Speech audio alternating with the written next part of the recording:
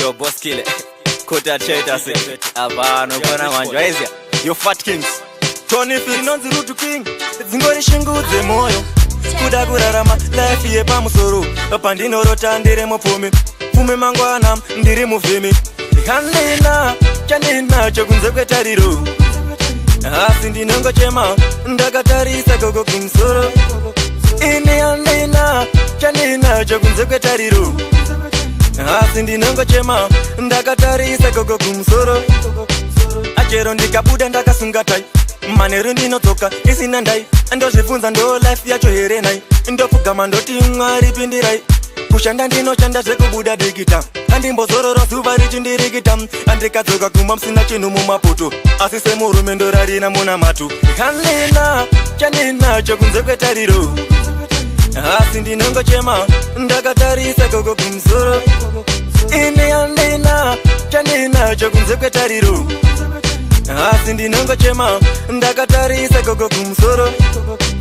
Ndobvunza Mwari ndichapfuma here Ako mota yangu ndichatenga here Kana imba yangu ndichagara here Handidi vana vangu vasazopembere Dzingori shingudze moyo Kuda kurarama life yepamusoro Pandinorota ndiri mupfumi Fume mangwana ndiri muvhimi Handina chanina chokunze kwetariro Asi ndinongochema ndakatarisa gogo kumusoro Ini handina chanina chokunze kwetariro Asi ndinongochema ndakatarisa gogo kumusoro Achero ndikabuda ndakasungatai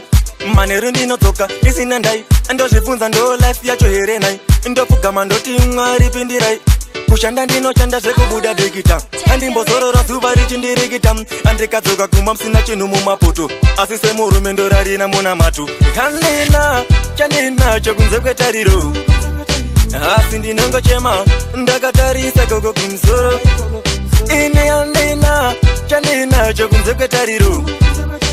Asi ndinongochema ndakatarisa gogo kumusoro